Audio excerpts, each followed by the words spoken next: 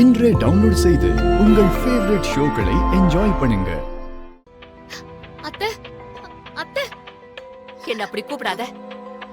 தயவு செஞ்சு அப்படி கூப்பிடாத. உன்னை என் மக மாதிரி நினைச்சிட்டு இருந்தேன். ரொம்ப நம்புன. எல்லாரும் உன்னை தப்பா சொல்லும் போது நான் மட்டும் உன் பக்கம் நின்னு இருக்கேன். கண்மூடித்தனமா உன் மேல நம்பிக்கை வச்சிருந்தேன். எல்லாரும் முன்னாடியும் என்கிட்ட சத்தியம் பண்ண, என் மேலையும் சத்தியம் பண்ண. எதுக்கு? விஷால் கல்யாணத்துக்கு தடையா இருக்க மாட்டேன், விஷால் பக்கத்துல மணமேடையில உட்கார மாட்டேன்னு சத்தியம் பண்ணல. அந்த சத்தியத்தை காப்பாத்தினியா? சொல்லு. அத்தை, தயவு செஞ்சு நீ என்ன அத்தனை மட்டும் கூப்பிடாத.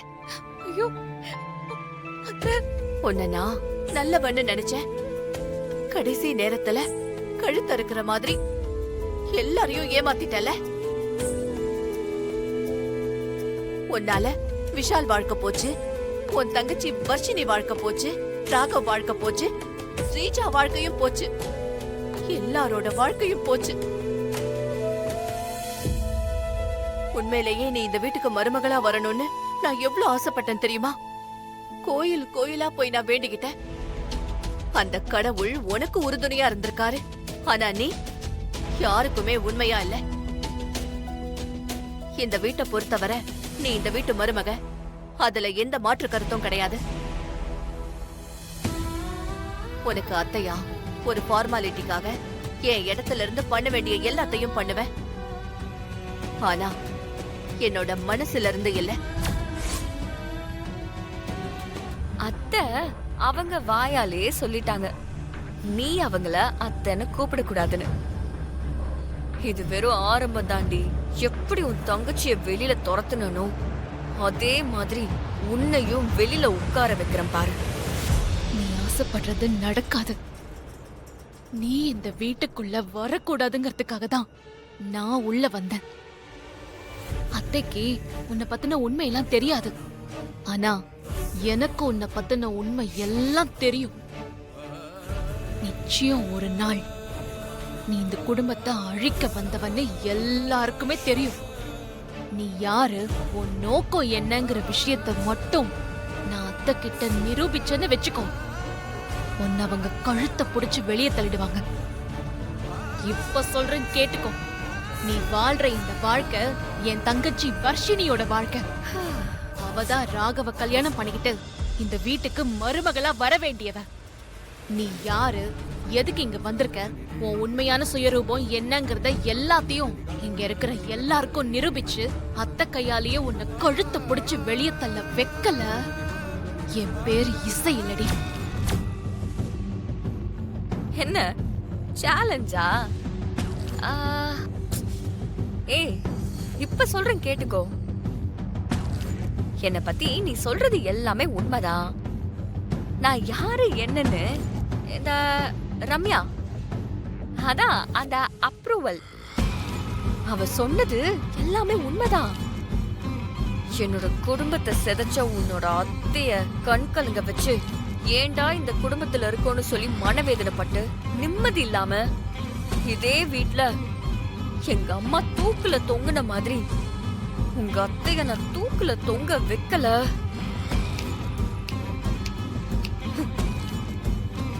என் பேரு ஸ்ரீஜா இல்ல.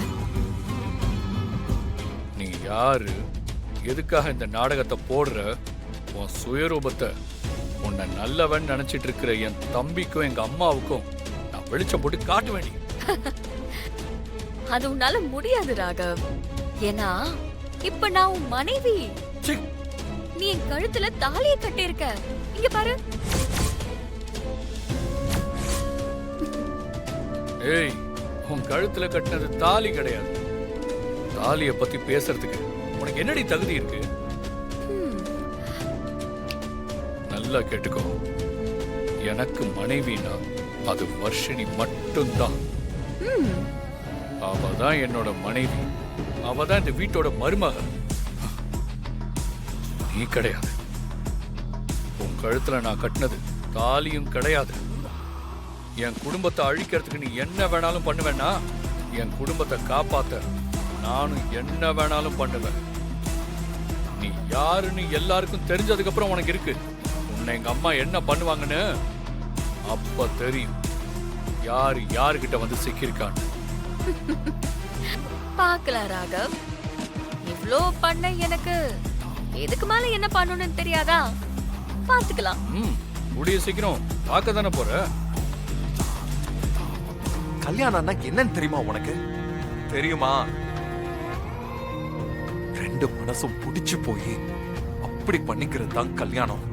ஆனா இங்க என்னை ஏமாத்தி கல்யாணம் பண்ணிக்கிட்டே நீ. இந்த தாலி உன் கழுத்துல ஏறினா மட்டும் நான் உன் கூட வாழ்ந்துருவேன்னு நினைச்சியா? சாகுற வரைக்கும் என் விரல் நுனி கூட உன் மேல படாது. இல்ல விஷால், நான் சொல்றது தயவு செஞ்சு நீங்களாவது புரிஞ்சுக்கோங்க. இங்க யாரும் புரிஞ்சுக்க மாட்டேங்கிறாங்க. நான் எதுக்கு உங்களுக்கு கல்யாணம் பண்ணேன்னு தெரியுமா? எனக்கு உங்களை கல்யாணம் பண்ணிக்கிட்டு உங்களுக்கு மனைவி ஆகணுங்கிற எண்ணம் இல்ல. அப்புறம் சொல்லு சொல்லு சொல்லு, ஏதாவது சொல்லுவீங்க. அந்த ஸ்ரீஜா உங்களை ஏமாத்தி கல்யாணம் பண்ணி இந்த குடும்பத்துக்குள்ள வந்து உங்க குடும்பத்தையே அழிக்கணும்னு நினைச்சா, அத்தைய கொல்லணும்னு நினைச்சா.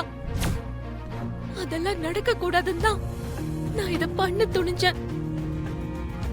அவகிட்ட இருந்து இந்த குடும்பத்தை காப்பாத்தணும், அத்தைய காப்பாத்தணும், உங்களை காப்பாத்தணுங்கிறதுக்காக மட்டும்தான் இந்த தாலியவே நான் ஏத்துக்கிட்டேன். விஷால், ஸ்ரீஜா எவ்வளவு மோசமானவன் தெரியுமா?